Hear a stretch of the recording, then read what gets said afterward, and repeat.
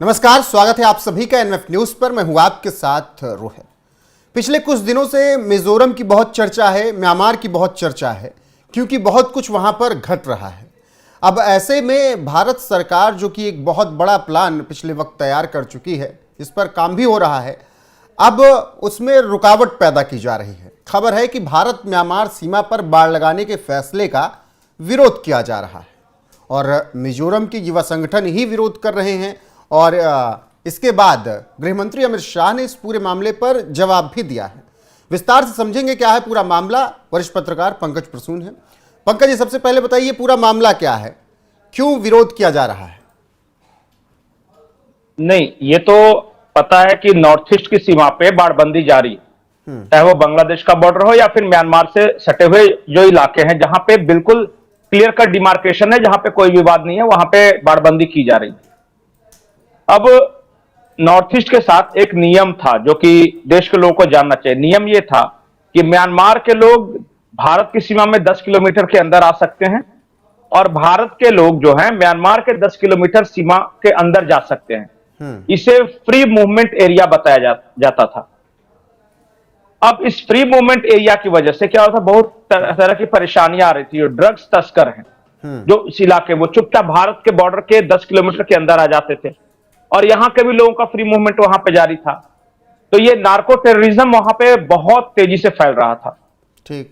भारत सरकार ने उस व्यवस्था को खत्म करने का ऐलान किया है कि अब नहीं, बॉर्डर के इस पार उस पार कोई नहीं जाएगा बिना परमिट के।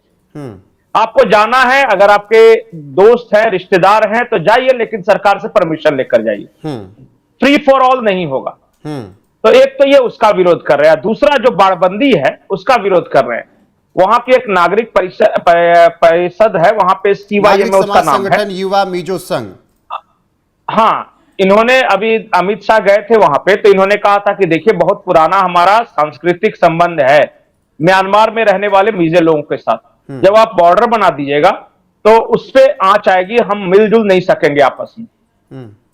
तो अमित शाह ने कहा कि ठीक है, आप तो परमिशन लेकर जा सकते हैं, मिल सकते हैं, क्या इशू है। अगर आपको पता है, आपको क्लियर कट है कि किसके पास जाना है, तो आप भारत सरकार को बता दीजिएगा, आपको परमिट मिल जाएगा जाने का।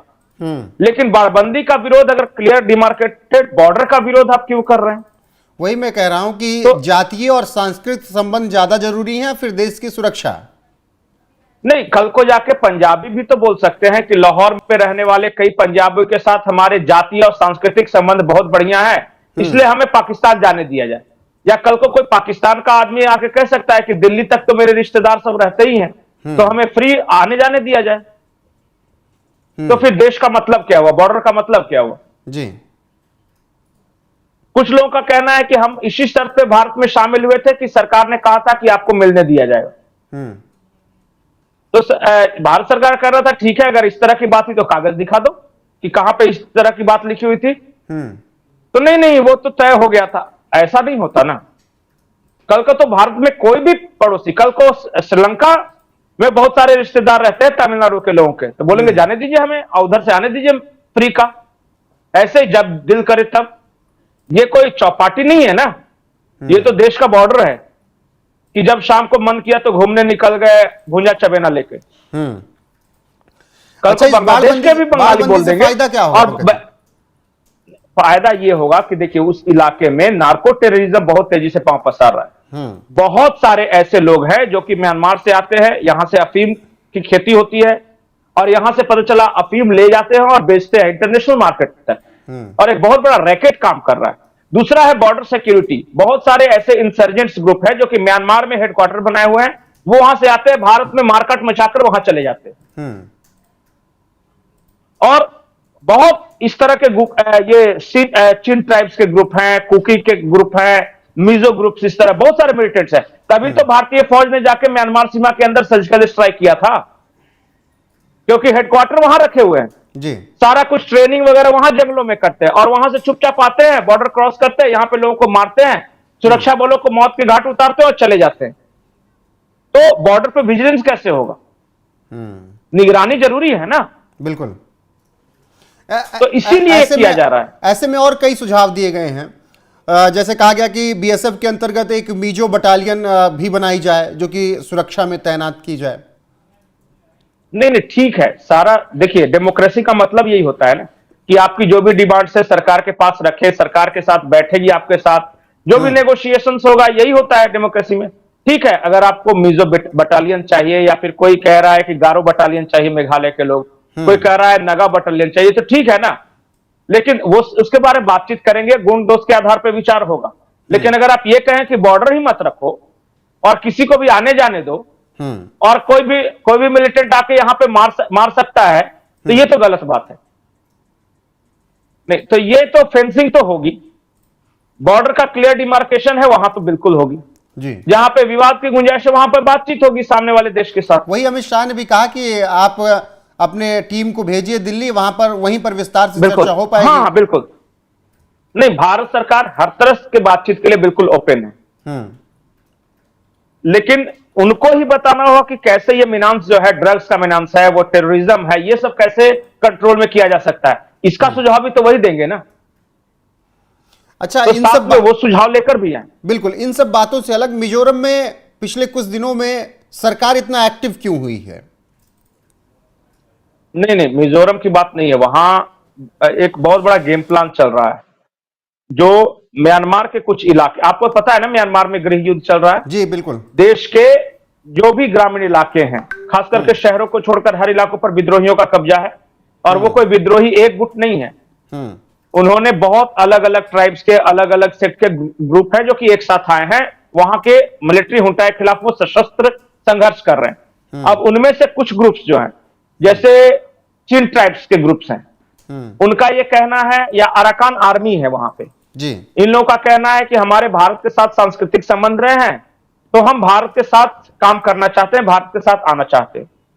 उन्होंने वो अभी मिजोरम के मुख्यमंत्री ने मिजो ग्रुप्स को और चिन कुकी ग्रुप्स के रिप्रेजेंटेटिव को म्यांमार से बुलाया था, उनमें आपस में बातचीत भी कराया था, कहा था कि आप आपस में मत झगड़िए और एकता रखिए, आप भारत सरकार आपके साथ मिलकर काम करने के लिए तैयार है।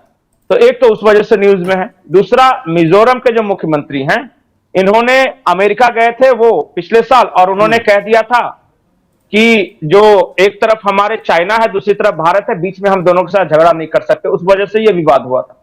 मुझे लगता है कि जिस तरह ये अजीत डोभाल हाल के दिनों में ये पश्चिम बंगाल गए थे, वहां पे उसके बाद जिस तरह अराकान आर्मी ने चाइनीज इंटरेस्ट पे हमला किया है म्यांमार के अंदर, जिस तरह नॉर्थ ईस्ट में मणिपुर में बिल्कुल अजय भल्ला जी को भेजा गया है, या फिर जो ये मिजोरम मणिपुर वगैरह में ये वाईके सिंह भेजा गया, पूर्व थल सेनाध्यक्ष, मुझे लगता है किसी बड़े रणनीति पे काम हो रहा है कि नॉर्थ ईस्ट को कैसे शांत किया जाए। देखिएगा, इसके सुखद परिणाम आएंगे कुछ दिन बाद, लेकिन अभी इसके बारे में कुछ भी जल्दीबाजी होगी कहना कि क्या कुछ कर रही है भारत सरकार।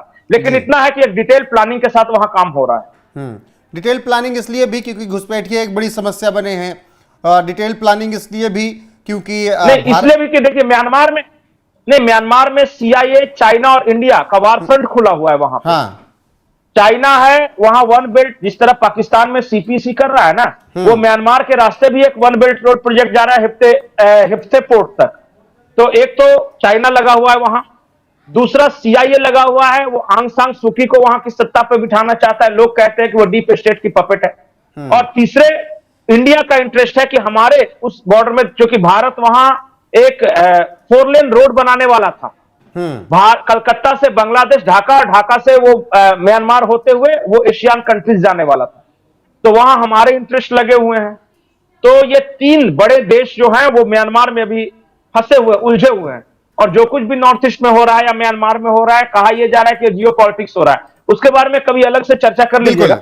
लेकिन अभी जो फिलहाल अगर बॉर्डर फेंसिंग की बात है, तो हम अपनी सीमाओं को सुरक्षित कर रहे हैं। बिल्कुल सुरक्षित कर रहे हैं, और अमित शाह ने इसीलिए कहा है कि हर सुझाव का स्वागत है, बातचीत के दरवाजे खुले हैं, लेकिन देश की सुरक्षा और बॉर्डर की सुरक्षा और फेंसिंग को लेकर कोई भी तरीके की कोताही नहीं बरती जाएगी। जो भी अपडेट आएगी आप तक जरूर पहुंचाएंगे। बने रहिए हमारे साथ। नमस्कार।